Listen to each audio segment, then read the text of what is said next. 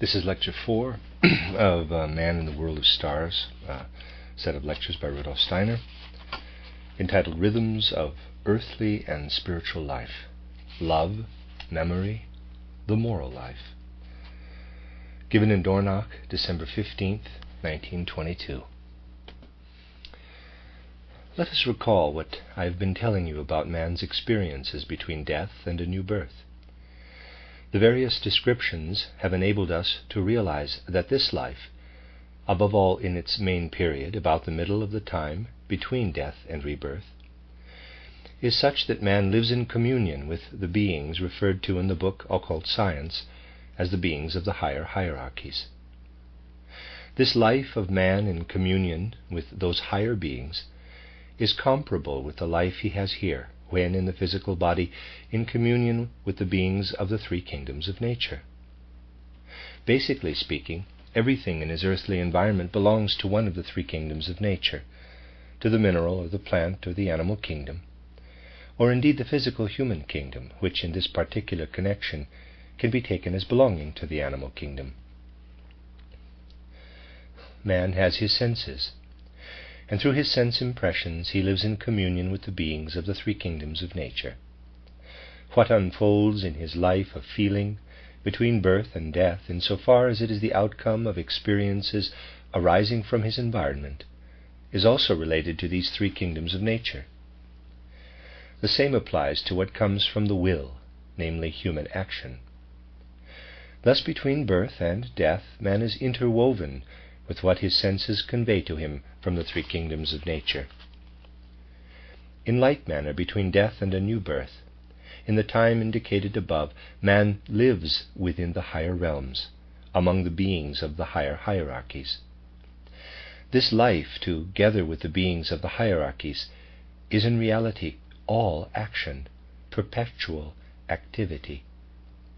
We have heard how the spirit seed of the physical body is produced in cooperation with these higher beings. Here on earth, when we perceive or connect ourselves with the entities belonging to the three kingdoms of nature, we feel outside them. But there is a condition between death and a new birth, when we find ourselves wholly within the beings of the higher hierarchies. We are entirely given up to them. That is one of the conditions in which we then live. Let us picture it clearly. Here on the earth, when, for example, we pick a flower, the fact is correctly described by saying, quote, "I picked the flower," unquote. But if this way of speaking were applied to our life, together with the beings of the higher hierarchies, the facts would not then be correctly expressed. When we do something in connection with these beings, we must say, "The other being acts in us." Thus we are in a condition which compels us all the time not to call the activity, in which of course we ourselves partake, our own activity, but the activity of the beings of the hierarchies in us. We have in very truth a cosmic consciousness. Just as here we feel heart, lungs, and so on to be within us, so do we then feel the world to be within us. But it is the world of the beings of the higher hierarchies. Everything that takes place is the outcome of an activity in which we too are involved. But to describe the facts correctly, we should have to say such and such a being of the higher hierarchies is acting in us. Now the condition thus described is only one of the conditions obtaining between death and a new birth. We could not be men in the true sense if we lived in this one condition only. In the spiritual world, between death and rebirth, we should no more be able to bear this condition only than here on earth we could bear inbreathing without exhaling. The condition I have just described must alternate with another, which consists in our obliterating through our cosmic consciousness all thinking and feeling about the beings of the higher hierarchies, obliterating too all will that works in this way in us from the beings of the hierarchies. Thus we may say that there are times during the life between death and a new birth when we find ourselves filled through and through with the beings of the higher hierarchies and their radiance. We feel them within ourselves. But there is another condition, in which we have first suppressed and then obliterated altogether this consciousness of the higher beings manifesting in us. Then, to use earthly terms, we are, quote-unquote, out of our body. The condition is, of course, entirely spiritual, but let us put it in this way. We are out of our body. In this connection, we know nothing of the world that lives within us, but we have, as it were, come to ourselves. We no longer live in the other beings of the hierarchies, but we live wholly in ourselves. Between death and a new birth, we should never have consciousness of ourselves if we lived only in the one condition. Just as here on earth, in-breathing must alternate with out-breathing, or sleeping with waking life, so between death and a new birth, there must be rhythmic alternation between the inner experience of the whole world of the hierarchies within us and a condition in which we have come to ourselves. Now, in a certain sense, all earthly life is an outcome of what we have experienced in pre-earthly existence, between death and a new birth. As you will remember, I have told you how even such faculties in man's earthly life as walking, speaking, and thinking are transformations of certain activities in pre-earthly existence. Today we will turn our attention more specifically to the life of the soul, to the life of soul. What we experience in pre-earthly existence, in working together with the beings of the higher hierarchies, leaves in us a heritage for our earthly life, a faint shadow of this communion with the hierarchies. If between death and a new birth we had no such community of life with the beings of the hierarchies, we could not unfold here on earth the power of love. The power of love we unfold here on earth is, of course, only a faint reflection, a shadow of our communion with the spirit beings of the higher hierarchies between death and a new birth, but it is a reflection of that communion. That here on the earth we are able to unfold human love, sympathetic understanding for another human being, is due to the fact that between death and a new birth we are able to live in communion with the beings of the higher hierarchies.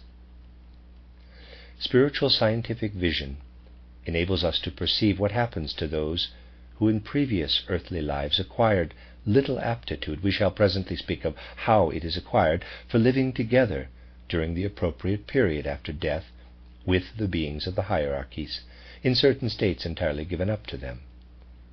Such men here on earth are incapable of unfolding love in which there is real strength, incapable of unfolding that all-embracing love which comes to expression in the power to understand other men. We may say with truth, it is among the gods in pre-earthly existence that we acquire the gift for observing our fellow man, to perceive how he thinks and how he feels, to understand him with inner sympathy. If we were deprived of this intercourse with the gods, for so indeed it may be called, we should never be capable of unfolding here on earth that insight into other human beings which alone makes earthly life a reality. When in this connection I speak of love, and especially of all-embracing human love, you must think of love as having this real and concrete meaning. You must think of it as signifying a genuine, intimate understanding of the other man. If to the all-embracing love of humanity this understanding of one's fellow man is added, we have everything that constitutes human morality. For human morality on earth, if it is not merely expressed in empty phrases or fine talk or in resolutions not afterward carried out, depends upon the interest one man takes in another, upon the capability to see into the other man. Those who have the gift of understanding other human beings will receive from this understanding the impulses for a social life imbued with true morality. So we may also say, everything that constitutes moral life in earthly existence has been acquired by man in pre-earthly existence. From his communion with the gods, there has remained in him the urge to unfold, in the soul at any rate, community on earth as well. And it is the development of a life where the one man, together with the other, fulfills the tasks and the mission of the earth, It is this alone that in reality leads to the moral life on earth. Thus we see that love and the outcome of love, morality, are in very truth a consequence of what man has experienced spiritually in pre-earthly existence. Now let us think of the other condition in the life between death and rebirth, when man's consciousness of communion with the beings of the higher hierarchies has been dimmed, when, as in earthly sleep, the impressions from the environment are silenced, when deliberate communion with the higher beings ceases and man, quote-unquote, comes to himself. This condition too has a consequence, an echo, a heritage here in earthly life, and this heritage is the faculty of memory. The possibility for us to have experiences at a definite moment, and then, after a lapse of time, to draw forth from the depth of our being something that brings pictures of these experiences into our consciousness, this faculty of memory that is so necessary in our earthly life, is a faint reflection, a shadow, of our independent state of life in the spiritual world. Here on earth we should only be able to live in the passing moment, instead of in our whole past life, as far back as a few years after birth, if between death and a new birth we were not able to merge, as it were, from universal life and we're not able to emerge, as it were, from universal life and be entirely alone in ourselves. While we are asleep here on earth, our physical and etheric bodies lie in the bed. Our astral body and our ego are outside the physical and the etheric bodies, and are then in a position to experience, unconsciously, it is true, the environment of soul and spirit. Man is unconscious between going to sleep and waking. Nevertheless, as I have already said, he does indeed have experiences during sleep, some of which I have also described. But they do not enter the field of consciousness, and in earthly life this is a necessary state of things. What is the reason for it? If from the time of going to sleep to that of waking we were to experience what we do in fact experience in our ego and in our astral body, so strongly and intensely as to be able to bring it into consciousness, then every time, on waking, we should want to impress into the physical and etheric bodies what we experienced in sleep. We should want to make our physical and our etheric bodies into something different from what they are. One who has knowledge of what is experienced between going to sleep and waking must accustom himself to an act of renunciation. He must be able to say to himself, quote, I will refrain from the desire to press what I experience with my ego and my astral body during sleep into the physical and etheric bodies, for in earthly life these bodies could not stand it, unquote. It is quite possible to speak in a grotesque way about these things. Indeed, they can be made to seem almost comical, although what is said is meant very seriously. During sleep, man does in fact experience images of the cosmos. Because of this, he is continually being tempted, as an outcome of his sleep, to give himself, for example, a different countenance. If that which does not in fact come to his consciousness were to do so, he would always be wanting to change his face, for the face he actually has would be reminding him all the time of former earthly lives, of sins in former earthly lives. In the morning before waking, there is actually a strong urge in man to do to the physical body something that is like dressing it in clothes. One who has knowledge of this must consciously refrain from giving way to the urge, otherwise he would fall into a completely disorganized condition. He would perpetually be trying to change his whole organism, especially if in one respect or another it happens to be not quite healthy or something is wrong with it. But during life between death and a new birth, we experience so consciously that this consciousness leads to the forming and shaping of our next physical body. If this were left to ourselves alone, we should not shape the physical body in accordance with our karma. In reality, however, we form it together with the beings of the higher hierarchies, the beings who watch over our karma. And so we get the eyes, the nose, and so forth, which in all probability we should not, if it were left to us, have given to ourselves. For there are certain times between death and a new birth when we are intensely egoistic. precisely at those times when the consciousness of our connection with the beings of the higher hierarchies has been dimmed. Our experiences are then so strong and intense that out of the forces they contain, the physical body can be formed, and we do in fact form it. This is an experience of such intensity that it has in it the seed of actual creation. Then, through the very fact that it is much weakened in earthly life, it takes effect partly as earthly love and partly as the faculty of remembrance, as memory. Here on earth, the fact that we feel ourselves within an ego depends upon memory. If we lived only in the present and had no memories, our ego would have no inner coherence. In fact, as I have often said, we should not be able to feel ourselves in a strongly marked ego at all. You can understand how memory, as an earthly shadow-like faculty, comes into being. It comes into being through the fact that in pre-earthly existence in the spiritual world, a faculty of tremendous power is present. The faculty whereby, in those periods when we come to ourselves, we prepare our body according to the instructions received from the beings of the higher hierarchies, when in the other state of existence we live in union with them. This faculty is at work, to begin with, as a formative force in our body. In the child, as long as it has no consciousness leading to memory, that is, in the earliest period of childhood, this stronger creative force still enters into and works with the forces of growth. Then something that is finer, more rarefied, is, as it were, separated out from these stronger forces, and this is the human faculty of memory. The fact that here on earth, too, man lives primarily in himself is again connected with this faculty of memory. Memory is also very much connected with human egoism on the one side, and on the other with human freedom. Freedom will become a reality in a human being in whose life on earth there is a true echo of what is experienced in pre-earthly existence as a kind of rhythm, namely feeling oneself united with the beings of the hierarchies, freeing oneself, entering into union again, and so on.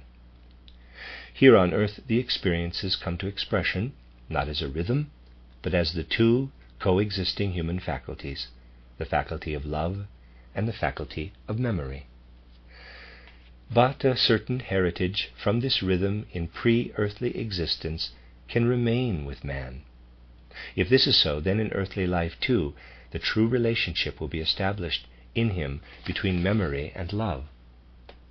He will be able, on the one side, to develop understanding, loving understanding of other men, and on the other side, from his experience of the world together with other human beings, his own recollective thinking will contribute to his own development, to the strengthening of his own nature. A true relationship of this kind can remain as a legacy of the rhythm that is an essential in pre-earthly existence. But the true relationship may also be upset. It may, for instance, be that a man is willing to be guided only by what he himself has experienced.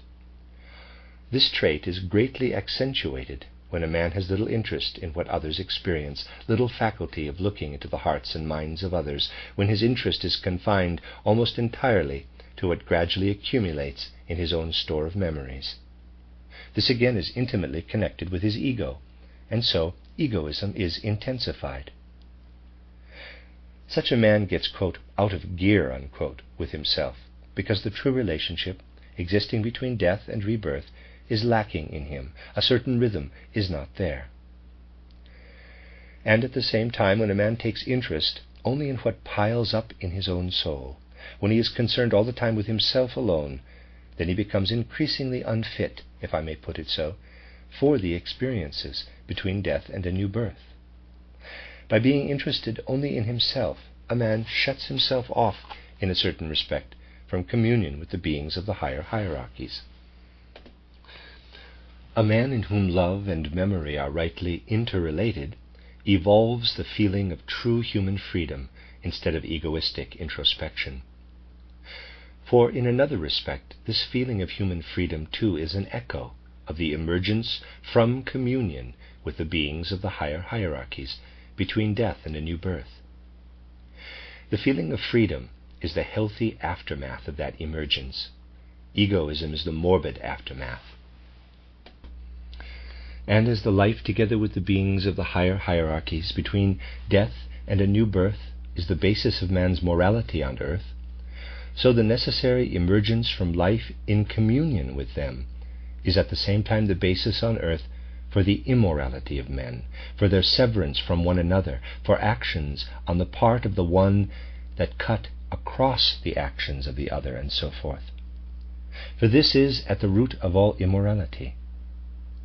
So you see, it is necessary for man to be mindful that what can appear on the earth, here on the earth as something injurious has a definite significance for the higher worlds. On the earth, too, it is the case that the air we inhale is healthy, while the air we exhale is unhealthy, capable of begetting illness, for in effect we exhale carbonic acid. So too that which underlies immorality here on the earth is something that is necessary for our experience in the spiritual world. These connections must be studied, because in effect morality and immorality cannot really be explained in the light of earthly conditions. Anyone who attempts such explanations will inevitably be on the wrong track. For through the fact that man is moral, or the reverse, he relates himself in his life of soul to a supersensible world. And we may say, by directing men's minds to the study of this relationship to a spiritual world, anthroposophical spiritual science has made it possible for the first time to acquire a basis for understanding the moral. To a view of the world that will only acknowledge the validity of science dealing with the world of nature, the moral can only consist in illusions arising from processes of nature which are supposed to take their course in man as well. Assume for a moment that the cosmic nebula of Kant and Laplace, with its mechanical forces and mechanical laws, did actually constitute the beginning of Earth existence. Assume that from these whirling nebula, through the working of neutral laws of nature, the kingdoms of earthly existence had come into being, and finally man. If that were so, man's moral impulses would be mere dreams, for everything he calls moral would pass away when again, in accordance with mechanical laws, the earth had reached her end. No vindication of the reality of the moral life can ever arise from such a world view, if followed honestly to its conclusions. Vindication of the moral can only result when, as in anthroposophical spiritual science, those realms of existence are revealed where the moral is as much a reality as the world of nature is a reality here in the life between birth and death. As plants grow and blossom here, between death and a new birth certain activities unfold when man is among the gods. These activities are the moral element in its reality, the reality of the moral element. In that realm the moral has reality, whereas on the earth there is only a reflection of that reality. But man, we must remember, belongs to both worlds. Hence for him, if he can perceive these facts in the light of spiritual science, the moral world has reality. But knowledge of this reality can never be derived from physical existence. Here you have one reason why it is necessary for man to acquire understanding of spiritual science. Without spiritual science he could not really be honest with his knowledge. He could not honestly ascribe reality to the moral world, because he is not willing to investigate the realm where that reality lies. It is of tremendous importance to understand such a sentence as this in the right way. But there is still another respect in which I want to emphasize how necessary the knowledge attainable through spiritual science is to man.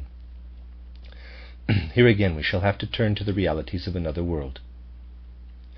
Already, when we achieve imaginative knowledge, the knowledge that enables us to live in the etheric world instead of in the physical world, so that instead of physical things we perceive the activities, for activities they are, in the ether, already when this is achieved, three-dimensional space, as it is on earth, falls away from our field of experience. To speak of a three-dimensional space has no meaning, for we are then living in time. Hence, from other standpoints I have spoken of the etheric body as a time organism. I have said, for example, that here in the spatial organism we have the head and, let us say, the leg, and if we sting or cut our leg, the head will feel it. Spatially, in the spatial body, one organ is connected with the others.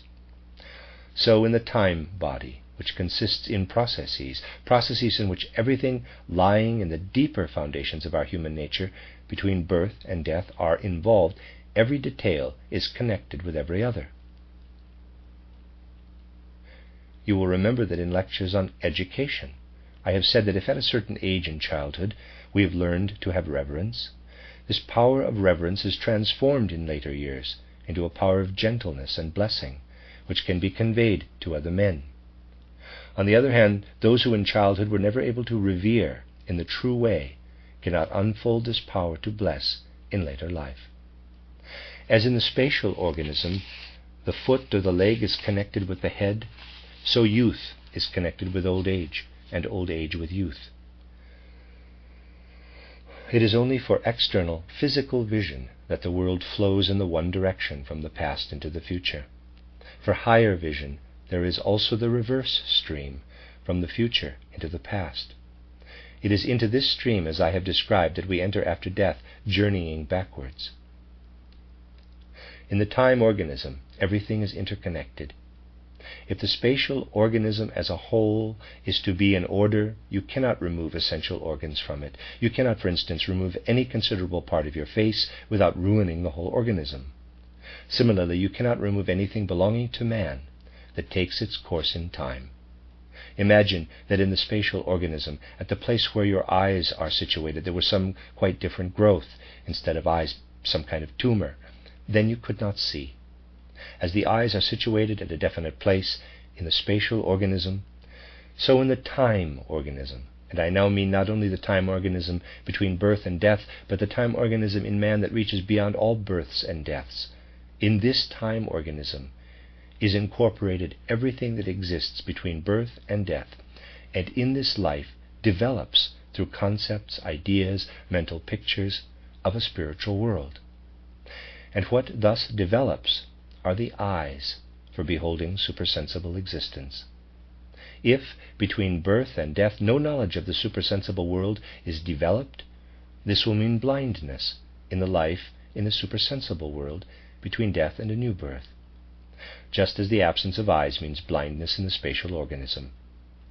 Man passes through death even if on earth he acquires no knowledge of the supersensible world, but he enters then into a world where he sees nothing, where he can only grope his way about.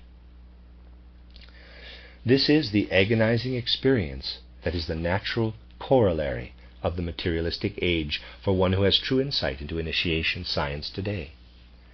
He sees how men on earth lapse into materialism, but he also knows what this lapse means for the spiritual life.